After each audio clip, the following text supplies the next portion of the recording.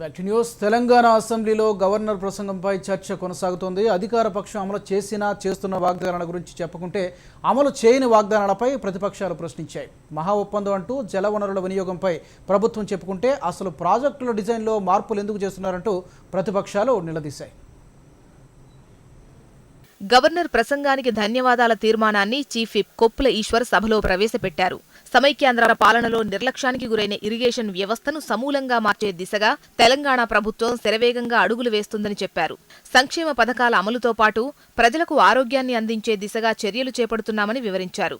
మనసుంటే మార్గం ఉంటుందని ఏనాడో చెప్పారు పెద్దలు. అందుకే గౌరవ ముఖ్యమంత్రి గారు ప్రధానమైనటువంటి నీటి వనరు పైన దృష్టి సాగించి మరి ఈ సమస్యకు తప్పనిసరిగా పరిష్కారం కనుక్కోవాలనే ఉద్దేశంతో మరి ముందుకు పోవడం జరుగుతూ ఉంది అధ్యక్ష. అదేవిధంగా మన పొరుగు రాష్ట్రాలైన తమిళనాడు, కర్ణాటక 60 సంవత్సరాలుగా కావేరీ జలాల కోసం కొట్లాడుకున్నటువంటి విషయం మనకు తెలుసు అధ్యక్ష. కొప్పుల ఈశ్వర్ తీర్మానాన్ని బలపరుస్తూ అధికార పక్షం తరపున నిజామాబాద్ జిల్లా బాల్కొండ ఎమ్మెల్యే వేముల మాట్లాడారు. మహారాష్ట్ర ఒప్పందం చారిత్రాత్మకమైందని, అది కేసీఆర్కే సాధ్యమని చెప్పారు. ఐటీ రంగంలో ఈ సంవత్సరం 68,000 కోట్లు వచ్చాయని, విభజన తర్వాత సాధ్యం కాదని చెప్పిన వారికి ఈ లెక్కనే సమాధానమని చెప్పుకొచ్చారు. సమైక్యాంధ్ర పాలకులు తెలంగాణలో గొంతు పిసికిన కీలక రంగం మైనర్ ఇరిగేషన్. ఒకప్పుడు 279 టీఎంసీలతో తెలంగాణలోని చెరువులన్నీ ఆ నీటి నిల్వలతో కలకల్లాడుతూ ఉంటుండే. క్రమేణా సమైక్య పాలకులు తెలంగాణలోని చెరువులని నిర్లక్ష్యం చేసి, నిరాదరణతో ఉద్దేశపూర్వకంగా ధ్వంసం చేసి, కుట్రపూరితంగా ధ్వంసం చేశారు. ప్రాజెక్టుల డిజైన్ను ఎందుకు మారుస్తున్నారని కాంగ్రెస్ నేత చిన్నారెడ్డి ప్రభుత్వాన్ని ప్రశ్నించారు. గవర్నర్ ప్రసంగంపై మాట్లాడిన చిన్నారెడ్డి, రాష్ట్రంలో రైతుల ఆత్మహత్యలు, వ్యవసాయ రంగం దుస్థితిపై ప్రభుత్వం ఏమీ క్లారిటీ ఇవ్వలేదని విమర్శించారు. ప్రాజెక్టులు పూర్తయి ఎప్పటికో అయ్యే విషయాలు కాకుండా తక్షణమే చేపట్టే చర్యలేంటో ప్రభుత్వం చెప్పాలన్నారు. ఈరోజు మనకు కృష్ణానదిలో దాదాపుగా మనకు మొత్తం ఉమ్మడి ఆంధ్రప్రదేశ్ కేటాయించింది 811 టీఎంసీలు అయితే దాంట్లో తెలంగాణ వాటా 299 టీఎంసీలు, అంటే 300 టీఎంసీలు అనుకుందాం. అదే మాదిరి గోదావరిలో 1480 టీఎంసీలు ఉమ్మడి రాష్ట్రానికి కేటాయింపు ఉంటే దాంట్లో దాదాపుగా 700 టీఎంసీలు మన తెలంగాణ కేటాయింపు ఉందనేటువంటి మాట కూడా మీతో మనం చేస్తున్నాం. ఇది ఏనాడో ఈ కేటాయింపులు ఉన్నాయి. ఈ 2 నదుల నీళ్ళ కేటాయింపులు కలుపుకుంటే మనకు 1000 టీఎంసీల నీళ్లు ఈరోజు తెలంగాణకు కేటాయింపు ఉంది. చిన్నారెడ్డి విమర్శలకు సీఎం కేసీఆర్ స్పందించారు. సమైక్యాంధ్ర పాలనలో నిర్లక్ష్యానికి గురైన నీటిపారుదల రంగాన్ని గాడిలో పెట్టడానికి ఎన్నో చర్యలు తీసుకుంటున్నామని, డిజైన్లు మార్చడానికి కారణం నీటి కేటాయింపులేనని, అవి సవివరంగా నివేదిక ఇస్తామని సీఎం స్పష్టం చేశారు. బచావత్ గోదావరి కృష్ణాలో రాష్ట్రానికి ఆనాటి ఆంధ్రప్రదేశ్ రాష్ట్రానికి చేసిన కేటాయింపుల నుంచి సమైక్య పాలకులు తెలంగాణ ప్రాజెక్టులకు కేటాయించింది 2 విషయాలు కూడా ఇక్కడ ఇదే శాసనసభలో చెప్పారు ఆనాటి ముఖ్యమంత్రులు.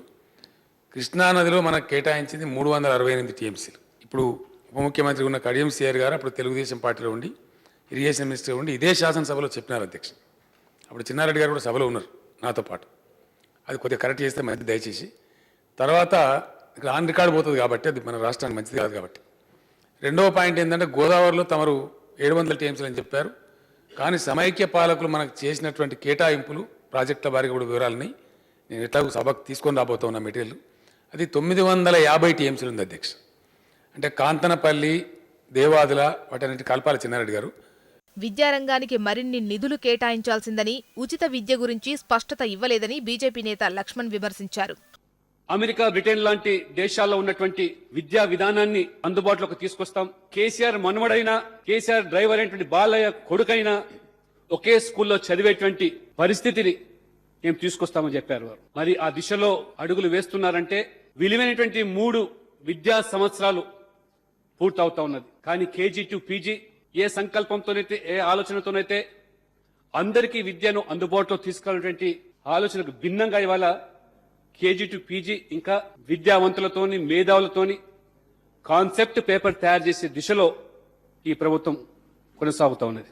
కాంట్రాక్టు ఉద్యోగుల రెగ్యులరైజేషన్లో చాలా అంశాలను పరిశీలించాలని, లోకల్స్కు అన్యాయం జరగకుండా చూడాలని ఎంఐఎం నేత అక్బరుద్దీన్ ఓవైసీ అన్నారు.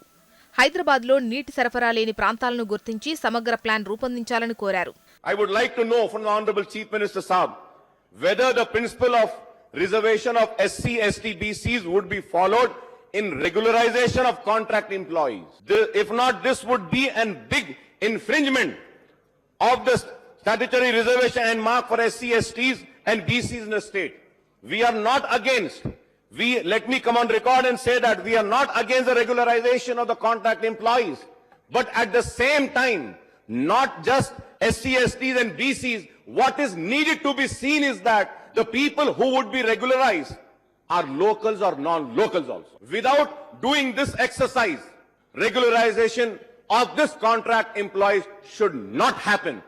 గవర్నర్ ప్రసంగంపై చర్చ ఎక్కువ భాగం ఇరిగేషన్, ముఖ్యంగా మహారాష్ట్ర ఒప్పందం చుట్టూనే తిరిగింది.